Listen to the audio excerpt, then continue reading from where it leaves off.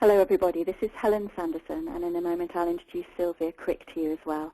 Thank you for joining us on our Personalisation in Home Care webinar, and we'll start with Sylvia introducing the different people that we've been working with.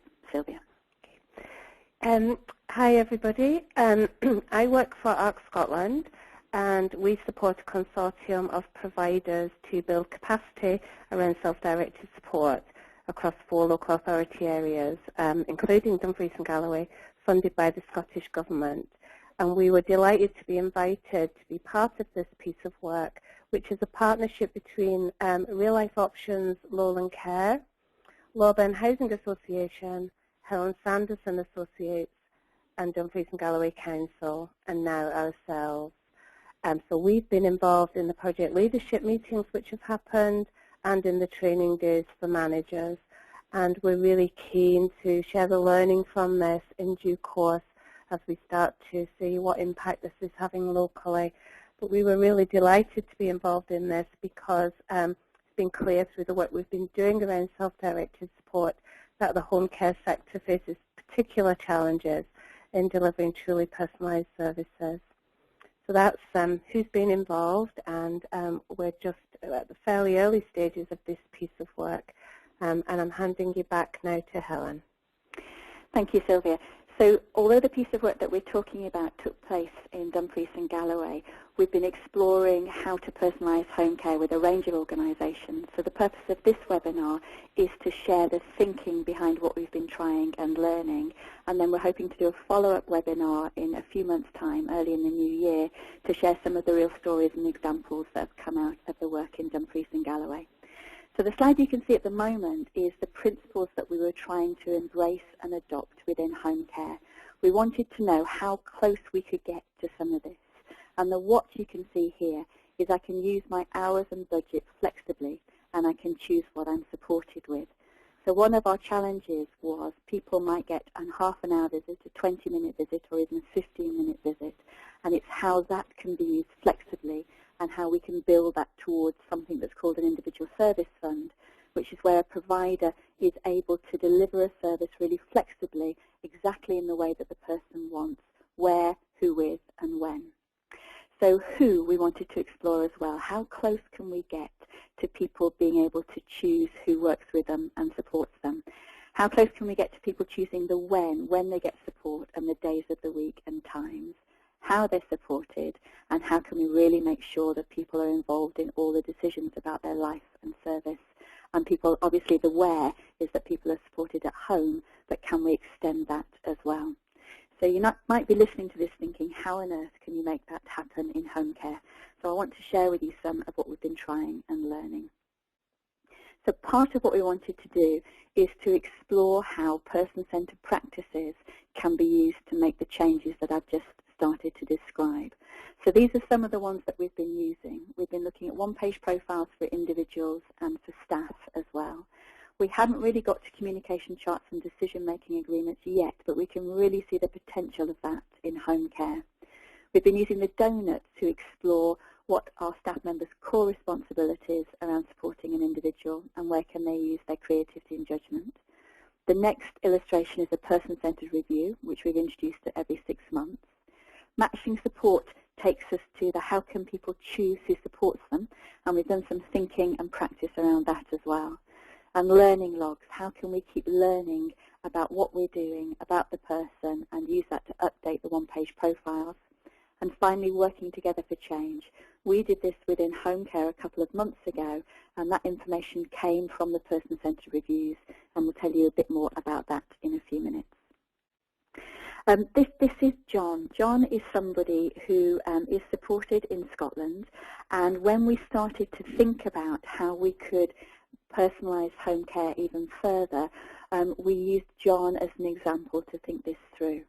Now, John is actually somebody who the Chief Executive of Real Life Options, Brian, had been shadowing as part of his instruction to home care in Scotland. So we started to think about what would be the ideal experience for John. So Brian told us the story of John's experience in home care, and we're going to use that to explain this graphic here. But in a few minutes, I'll go through each of these elements in detail. So John's story, as told by Brian, was that Brian told a beautiful story of how he went in with one of the home care workers that he was shadowing to meet John. And he introduced himself to John, and he saw that John had a photo of some family and friends on the side of the table. So Brian talked a bit about his own son. There was some washing to be got out of the washing machine. So Brian was trying to make himself useful and got the washing machine, the washing from the washing machine out as well. When Brian and the carer left John's home, she turned to Brian and said, "Well, you'd have got sacked for that. You've broken 2 of the rules already." And Brian said, "What are you talking about?" And she said, "Well, the first thing was you shared some personal information about yourself and your family, and we're not allowed to do that. And the second thing was you got stuff out of the washing machine, and that's not on our task list. You're not allowed to do that." So we started to explore John's story and thought together about if we were really trying to make this as personalised as we can, what would John's new experience be? And I'll take you through this diagram step by step.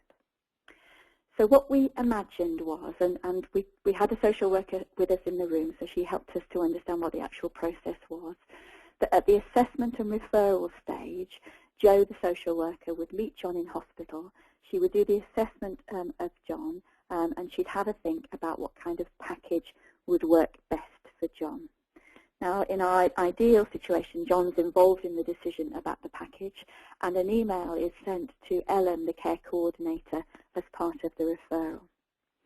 Then the first thing Helen does is meet John, and based on the information that she's already gleaned from the assessment and the very specific tasks that Jo, the social worker, will have decided that John required for his service, she'd look at both of those and develop John's one-page profile with him. And I don't know how many of you are familiar with one-page profiles, but there are 3 sections to that. What we appreciate about the person, what's important to them from their perspective, and what good support looks like.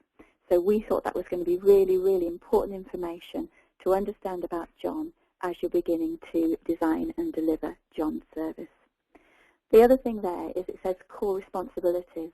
So what we'd also do is say, given what your service is commissioned to do, so that might be around supporting John around his meals and his medication, given what's important to you as a person, John, and given what good support looks like for you, what are the must-dos or the core responsibilities that have to happen at every visit? And what are the things that would be great to do if the person's got time? Now, you might be listening to this thinking, well, there's never a situation where people have got more time than they can use.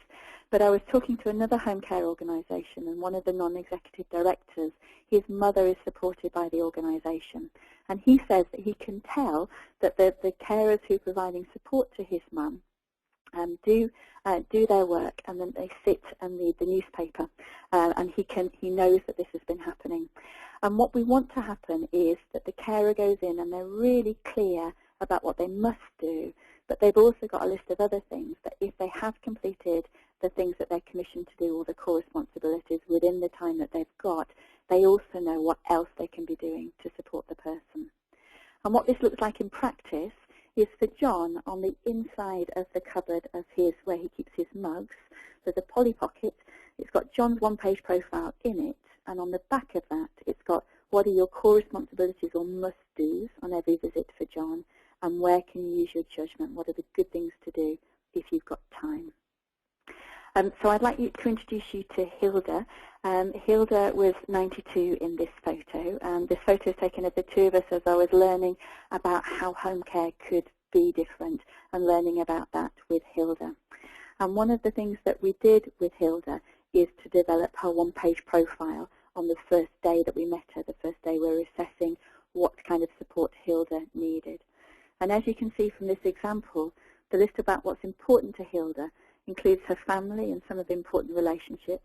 It includes watching old films, and it gives you the detail about what those are like. It tells you about watching soaps and the particular ones that she watches, about her garden and how important that is, about cakes and scones and going to church, and her neighbours as well. Because what we appreciate about Hilda is a really important part of her one-page profile and her reputation as well.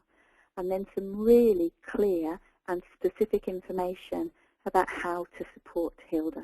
And the first thing that you can see in capital letters is never ask to borrow her DVDs or videos. They are so important to Hilda that she'd be very anxious about lending them to anybody else. But as you can see there's some very clear and specific information that anybody who's a carer for Hilda, who's going in to support her, needs to know, but is unlikely to be in the typical notes or assessment information that we usually collect about people. So I hope that you can see there, if that was all the information that you had to go and support Hilda, you could probably do quite a reasonable job. In addition to that, as I said, there's the donut of what the core responsibilities are in supporting somebody and where people can use their creativity and judgment, and also not what's your paid responsibility. So the organisation that we're supporting Hilda is called United Response, and Hilda's relative is called Jill and her other family. So together they did this piece of information that says what are the core responsibilities of the organisation, of the family, and the support worker or the carer. And the core responsibility for the carer is to make sure they know and understand the information on Hilda's one-page profile. And Hilda's commissioned support is supported to go to Sainsbury's to do her shopping together. Where support workers can use their creativity and judgment is how you talk to Hilda, how you have conversations with her, whether you get her papers or not with her, whether you get bread. Make sure that you have a cup of tea and biscuit or cake with Hilda if you've got time, and how you put Hilda at ease and develop a good relationship with her. And it's also really clear about what's not your paid responsibility. So everybody who's providing support in home care really needs to know who the person is, what's expected of them per visit, and what else they can do if there's time, but also what's not their paid responsibility. So to go back to Ellen and John, the first thing that Ellen would do is develop a one-page profile in the way that looking a bit the same way as Hilda's does, and start to think about what the service is for, what the core responsibilities are, and where they can use creativity and judgment. And the core responsibilities both relates to what's important to John and what the social worker has assessed him as needing to have with his home care service. The next thing that she does is find out the people who John gets on with so that we can match John with his own staff team. So we think the closest that we can get to John choosing his own staff isn't about John recruiting his own staff, because at the moment we can't think about a way that we could do that that would be effective and possible within home care services. But it's really about matching John to the people who'd get on with him best. Now this is one of the person-centered thinking tools that we used with Hilda as well, to find the best people to match to Hilda. And the way that we did that was by having the one-page profiles of staff. So we use that to see what kind of match we can get between Hilda and the staff who live locally. So the first thing that we do is find out the staff who are geographically nearest. So in order to make this possible in terms of people travelling to people's houses to provide the service for them, and to minimise the amount of travel time that people end up spending, it's starting off with who's locally in the area. So let's imagine for Hilda, there might be 5 people who live close enough to her. We then want to make sure that we've got staff that can deliver both the support needed and the skills needed. And for Hilda, that's particularly about having somebody who's a car driver. Then the next thing we do is match to personality characteristics.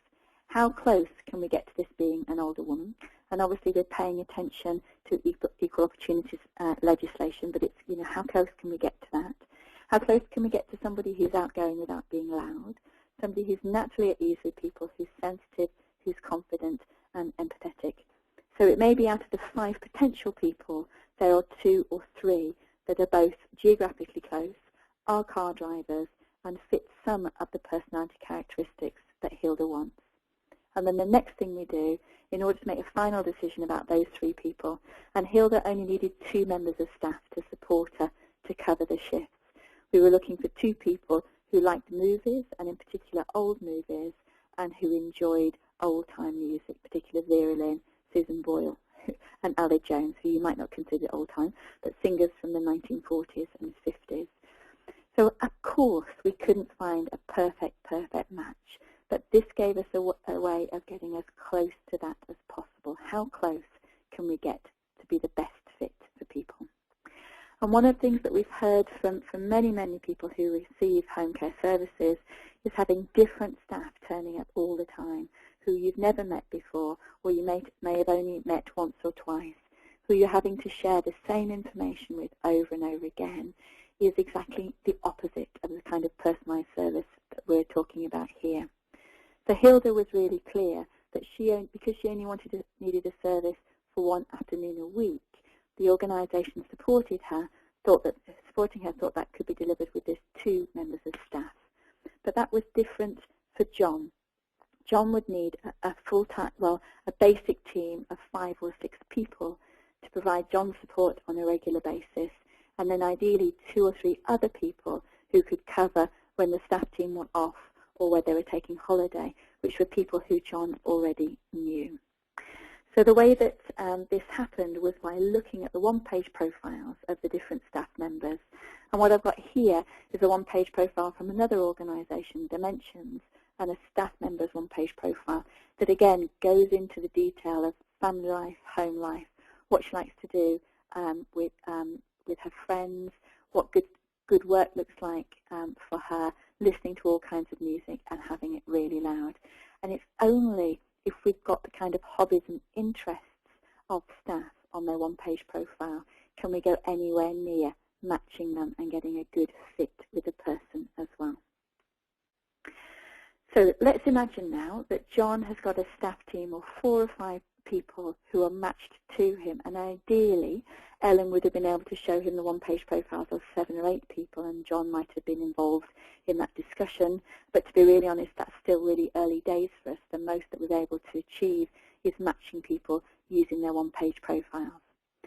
Because the one-page profile was developed as part of the assessment process and part of the initial conversation that Ellen had with John, and also from the information from the assessment, we know that Ellen would have been able to do quite a good first draft one-page profile, but we also know that there'd be lots still to learn about what good support looks like for John and things that we might not have got completely right about what's important to John as well. So in this process, we ask the 6 people who are part of John's team to start by doing learning logs for the first 6 visits that they do. And this is so that instead of just ordinary progress notes, we can really capture some of the information.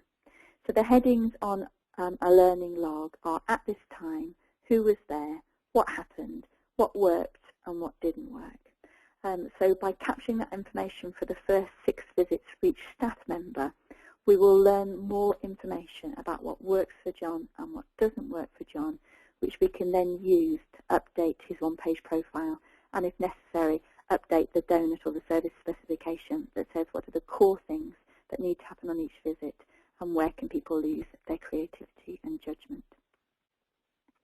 So in John's team, the team leader gathers all the one-page profiles together and has a monthly visit with John. And before that, he'll look at all the one-page profiles, look at what's worked and not worked, think about what his best guess is that means in terms of updating one-page profile and the service specification, and then go and spend 45 minutes or an hour with John on his monthly visit and use that together with John to update the one-page profile and the information about what must happen on each visit and what we'd like people to happen, if that's possible as well. The other more slightly formal way that we review how things are going is by doing a person-centered review every 6 months. And what that means is that John has the opportunity to invite either a neighbour or a friend or family to come and be part of the review. It would typically happen with John himself, friends and family, or a neighbour. If John is supported at the Housing Association, somebody from the Housing Association would also be there, and the team leader or the care coordinator, and if possible, a member of staff would be there as well. Now, it's a very informal meeting, and we work out with the person how we can either use flip charts to gather this information or whether we do that on A4 pieces of paper as well. in Dumfries and Galloway, we've just completed the first 9 person-centred reviews, and somebody invited their neighbour to it. People typically invited their family. Sometimes it was just the staff supporting the person and somebody from the housing association and the facilitator as well. We worked really hard to create information and to think with the person about who they wanted to invite. And we used a person-centred practice called a relationship circle to think with John about who else who he might want to invite to his review. And then what we do is we ask, well, I'm sorry, I meant to say that many of the reviews, the social worker was present as well, where that was possible. So as you can see here, the first thing is who's here, so we identify who's there. If this is a second person-centred review, we update people on the actions. We talk about what we appreciate about the person, and we start often with a positive opening round where people introduce themselves in relation to who they are in the person's life. So if Amanda was at John's review and she's somebody from the Housing Association, she'd introduce herself within that role and talk about something she appreciates about John, and we'd go around that way. Then we look together about what's important to John now, what's important to him in the future, and what good support looks like for John. And as you can remember, what's important to John and how to support him well and what we appreciate about him are the 3 headings for a one-page profile. So we'll already have some of that information. We also asked John what's important to him in the future. And this isn't the sort of, if you won the lottery, what would you like to do? But it's, if there anything that we could think about doing together over the next 6 months that you'd like to consider. And that doesn't mean that the home care organisation can do that, but it might be things that friends or family can pick up, or that we could signpost John or his friends and his family to as well. But sometimes there may be things that could fall within the remit of the home care organisation. Then we look at what's working and not working from John's perspective, from his family's perspective, from the staff's perspective and others' perspective. And then from that we decide on outcomes. And the outcome is, where does John want to be in 6 months in relation to changing what's not working for him, or moving towards what's important for the future, or questions that we need to answer. And then the actions are who's going to do what by when. So I've just got the information from one of the person-centred reviews from somebody who we'll call Claire. And what Claire said was important to her. She talked about her pets, Cindy the dog, and her cat and her birds are things that are really, really important to her. She talked about her 2 neighbours who really mattered to her, and her scooter being really important to her, and her computer, because that's how she stays in control of her finances through online banking. Then when we thought about what was important to her in the future, she said, I live day to day and I've not really got anything planned for the future, but maintaining my independence through my scooter and learning skills on my computer is really important to me, and also making sure my pets are healthy and happy. Then we looked at what's working and not working for Claire. What she said was, what was working for her is her pets and being able to look after them well, and her neighbours and the informal support that they provide, and having the same care on Mondays and Thursdays for her shower is really working for her. What's not working for her is the tea time visits are too early at times, because sometimes they're before 4 p.m. and that's too early for her. She also said that what wasn't working for her is having so many different carers. She said, I don't mind the odd new carer, but prefer to get to know them before they help me shower. It would be good to have a small group of regulars. And that really reflects what we were trying to put into place for John, so having a small group of regulars or people who do that.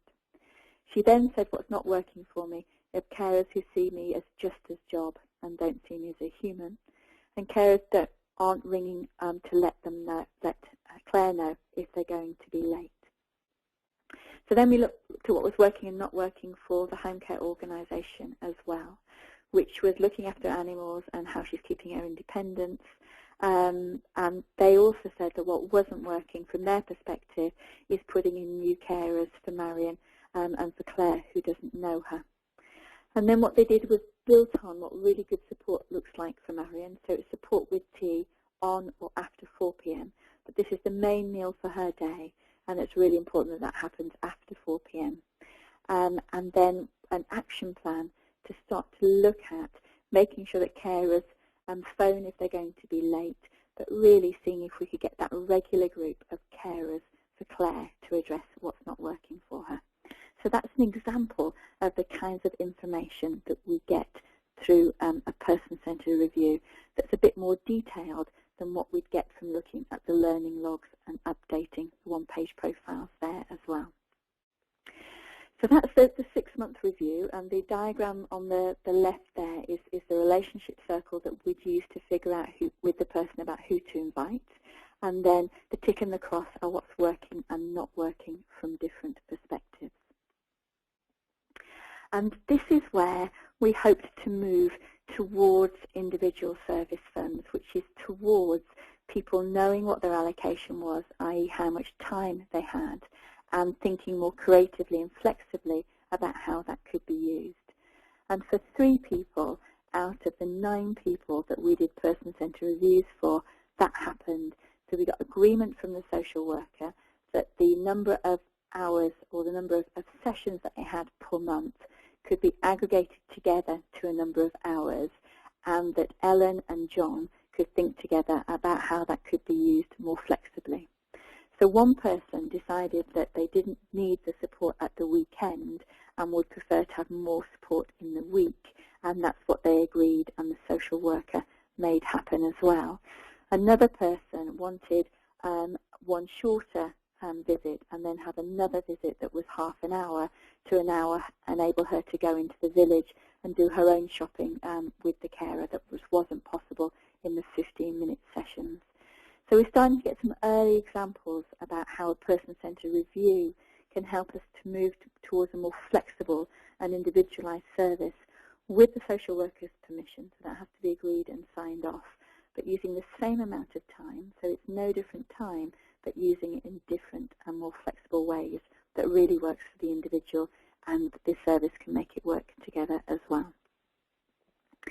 So as well as working directly with and supporting these changes with the home care organisation, what we know is that if we're not working with staff in a person-centred way, it makes it much, much harder for them to work with individuals in a person-centred way. So some of the other work that we did with the home care organisation Lowlands Care is starting to introduce some person-centred practices at a team level. So before we even started working with any individual who received a home care service, the very first thing that we did is develop one-page profiles for each of the staff members, both in the office and the people who are providing direct care as well. Because we wanted them to both understand what a one-page profile was by doing their own, and of course we needed those detailed one-page profiles to be able to do the matching. But the other thing that it does is help the managers really understand what good support looks like for each person as well. So either in team meetings or in the 4 supervisions that happen in a year, we can be paying more attention to what good support looks like for each individual staff member as well. We also did some work at an office level and thought together about what the office team's purpose was, their purpose in relation to people who use the services, their purpose in relation to each other, their purpose in relation to the organisation and commissioners, and being really clear together about what their core responsibilities were for delivering a great service to individuals and in relation to the organisation as well. The other thing that we did is got the team to decide how they could work together better. Not that they weren't working together really well, they were, but often it's a bit like if you go on a course and doing ground rules. It was about how the team having some agreements about how they were going to work together, and then coming back and saying what's working and not working, how are we doing well. So these were the team agreements that the office team at Lowland Care did. So it talks about respecting confidentiality, it's talking about being honest and respectful, it's talking about communicating really well with each other, taking responsibility for your own space, asking for help if they need it, strive to be reliable. When things go wrong, to share responsibility and not look for blame of any one individual. And if there's a problem between us, speaking directly and respectfully to the person concerned. Now, team agreements are great, and they're really powerful if you keep coming back and saying how well are we doing. So over the last month, the team at Lowlands Care came back together to say, how are we doing in relation to our team agreements? And a bit like with the person-centered review, saying what's working and what's not working and what can we do about it. So they identified 3 specific things that they thought weren't working so well, and then agreed some actions about what they were going to do to deliver it. And one innovative example that I'd like to share with you is the team agreement that says we'll all strive to be reliable and let each other know if we're going to be late or unavailable as soon as we know. One of the things that wasn't working is if team members phoned the managers but the managers weren't in the office, it was really difficult to get a message through to the rest of the team. So the team set up a closed Facebook group where they now post any messages about lateness or absences so that everybody can see that instantly. So I think that's a really good example of this particular group using social media in a closed way to communicate effectively with everybody, particularly about if they're going to be late or absent for any reason. The other thing we did is, as well as the team having one-page profiles, we pulled that together into a whole office team profile. And as you can see, we had to work really hard to get a photo of them all together, and we didn't quite achieve that. So it's got a blank space for the photo. But we talked about what they liked and admired about each other, what was important to the whole team about who they are and how they can support each other well, which is about having good fun and laughter at work, letting each other know if they need extra help, being flexible together and being honest, and what's important to us as a team as well, which includes, again, having a laugh together but creating a welcoming atmosphere in the office that staff feel that they can discuss their frustrations without causing offence. So if you went into Lowland Care, what you'd see is some of this information up on the wall in the office as a reminder about who this office team is and how they're trying to work together as well. So if you're interested in thinking about how you can deliver more personalised support for the people that you're thinking about in your organisation or organisation that you know of, one of the ways that you can get started is to check your progress using Progress for Providers. And if you're interested in this, Claire, who you emailed to be part of this webinar and who emailed you the details, can email you a PDF of this so that you can look at it perhaps together with your team or as a manager and go through it step by step and rate yourself on a scale of 1 to 5 about how well you think you're doing. It's also a way of developing action plans to think through what you need to do next, and there's also a section of free resources at the back. You can also find this available for download on a website called progressforproviders.org. So that's progressforproviders.org.uk. And there are also Excel spreadsheets on the website that you can go into directly and input your scores and see how you're doing. So if anything that we've talked about is of interest to you, that might be a way that you could get started. So thank you for listening. There's a question panel at the end, so if you've got questions that you'd like to type in, Sylvia and I will then read them out and see how well we can do in answering them. As I said, we're hoping to do another webinar in the beginning of January or February to be able to share with you some more specific stories about what's been happening at Lowland Care and at Dumfries and Galloway. What's really exciting for us is the Commissioner was so delighted with the work that's been happening. He's looking at exploring it with 4 other home care providers in the area. So we're hoping that we'll have more stories and examples to share with you. We're going to make this available to you as a film, and it'll be on that YouTube channel there, and we're hoping to get that posted up in the next couple of months. But you could also join in the conversation via Twitter or go onto our website or ARC Scotland's website as well.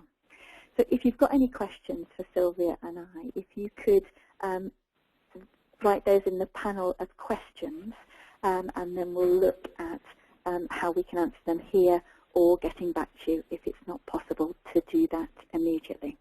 So we'll just take a minute to see if anybody's got any questions that they'd like us to answer. Okay, the first question is for you, Sylvia. Right, I can't see the Nope, it's all right, I'm going to read that out to you. All right, okay.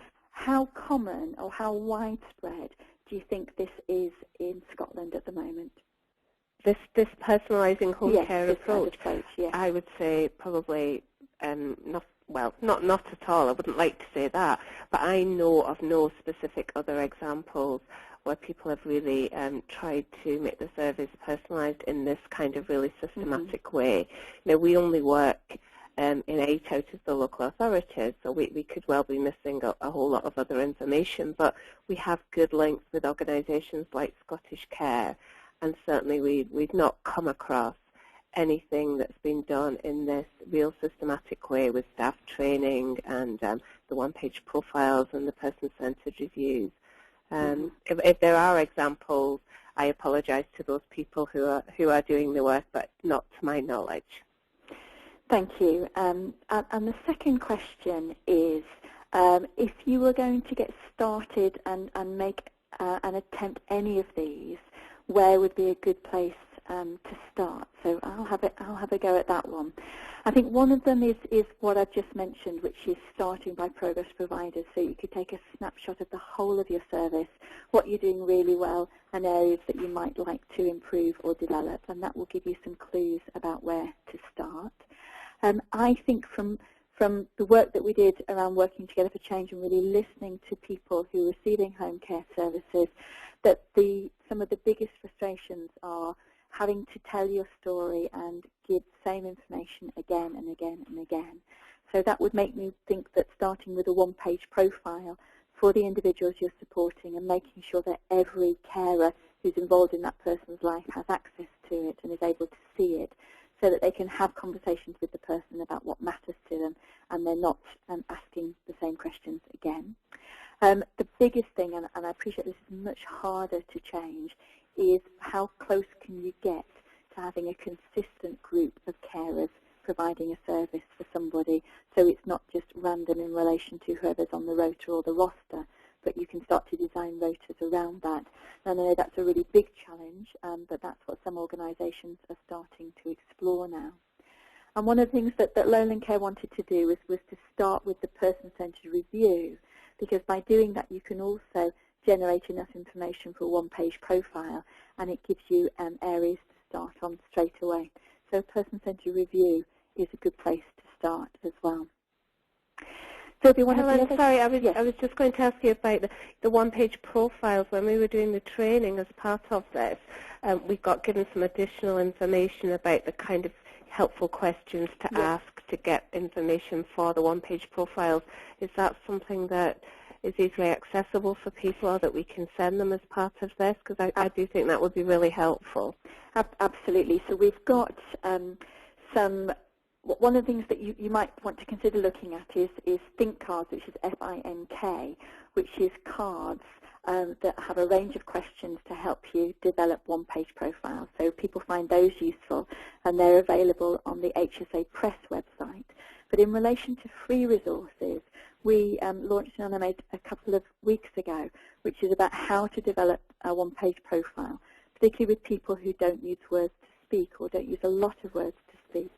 So if you're supporting people living with dementia or people who don't use words as their main form of communication, that Animate, it's about 10 minutes long, gives you lots of ideas, clues and questions about how to develop a one-page profile in that kind of situation as well. So if you want to email Claire, or Sylvia will be able to email this out to everybody, we can send people the link to that Animate as well. Another question is, it sounds like you had a really good relationship with the Commissioner.